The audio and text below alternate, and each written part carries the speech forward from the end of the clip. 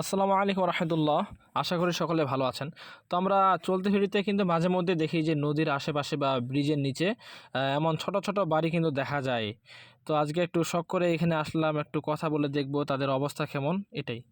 তো এখানে আজকে একটু শখ করে আসলাম, কারণ বর্তমান ঠান্ডাটা অনেক বেশি, এরই মাঝে আবার এখানে এভাবে আছে। এটা একটু দেখে একটু খারাপ লাগার কথা যে এত শীতের মধ্যে তারা কিভাবে তারা থাকতেছে, একটু দেখার জন্য আসলাম শখ করে। আসসালামু আলাইকুম, ভালো আছেন? শীতকাল কেমন যাচ্ছে আপনাদের? শীতকাল কেমন যাচ্ছে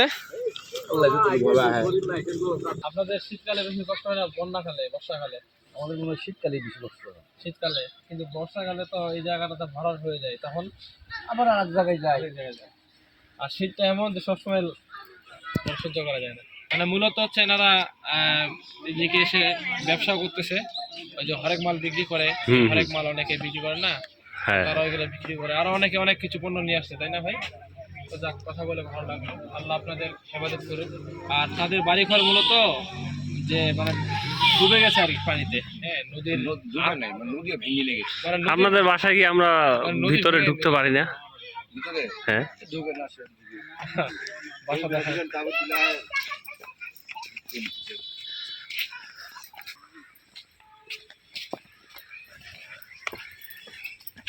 এখন আমরা দেখবো যে এই যে ছোট্ট বাড়িতে তাদের কিভাবে তারা এখানে থাকতেছেন। তো অনেকটা পরিবার যেমন করে তো আমি দেখাই ভালোভাবে। আসলে এক একজনের জীবন এক এক মতো, সকলের জীবন এক না। আমরা অনেক সময় নিজেদের প্রতি অভিযোগ করি যে আল্লাহ আমাকে এটা দেয় না, সেটা দেয় নাই। আমি বলতে চাই যে আমরা একটু অন্যের দিকে তাকাই, যে আমাদের থেকে, আমরা যারা অভিযোগ করি যে আমার এটা নাই সেটা নাই, আমাদের থেকে আরো কত মানুষ কত খারাপ পজিশনে আছে। কি ভাই, আপনি ভিতরে যাবেন নাকি? এখানে কিছু থাকলে বুঝবেন, একটু যদি মেনে নিতে পারেন যে এটা আমার ঘর, আমার আর কিছু নাই, তখন আপনি বুঝবেন যে কেমন লাগে। এই জন্য আমরা, আমাদের উচিত যে অবস্থা থাকি না কেন শুকরিয়া আদায় করা, আর শুকরিয়া আদায় করলে কিন্তু আল্লাহ তাআলা নিয়ামত বাড়াইয়া দেন। আলহামদুলিল্লাহ, হ্যাঁ, আমরা আল্লাহর কাছে কি বলি?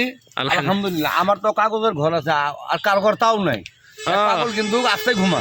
আচ্ছা আচ্ছা, আমার তাও আল্লাহ দিলে একটা কাগজের ঘর। হ্যাঁ হ্যাঁ হ্যাঁ, এই ঘর, কিন্তু অনেকের এই ঘরটাও নাই, তাই না?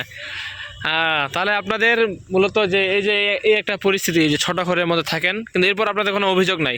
না না, আমরা আল্লাহর কাছে আলহামদুলিল্লাহ। হ্যাঁ, আমি যাব নাকি?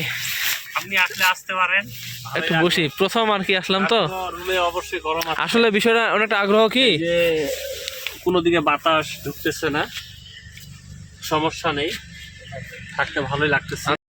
তো বর্তমান যে আবহাওয়া অনেক ঠান্ডা, আসলে এই ঠান্ডাটা সকলের জন্য কষ্টকর, তাদের জন্য কষ্টকর। তো আসলে আমরা তো মানুষ জাতি, মানুষের প্রতি আমাদের অন্তর অনেক নরম থাকে, এটাই স্বাভাবিক, এটাই মানুষের একটা বিশেষ বৈশিষ্ট্য বা গুণ। তো আমার কাছে যেটা মনে হলো যে অনেক মানুষ তো অনেক কিছু দান করে, অনেক মানুষ অনেক মানুষকে সহযোগিতা করে। তো যেহেতু এটা বর্তমান শীতকাল, তারাও একটু কষ্টের মধ্যে আছে, ছোট ছোট বাড়ি, এই প্লাস্টিকের বাড়ির মধ্যে আছে। তো এগুলো দেখে যদি কারো দিলটা একটু নরম হয়, দিলটা গলে, বা কেউ যদি কোনো রকমের সাহায্য সহযোগিতা করতে চান, তো আপনারা নিজে এসে সাহায্য সহযোগিতা করতে পারবেন। এটা লোকেশনটা হলো যে এই যে ডাক বাংলোটা আছে, এই মূলত এটা হচ্ছে ডাক বাংলো, হ্যাঁ।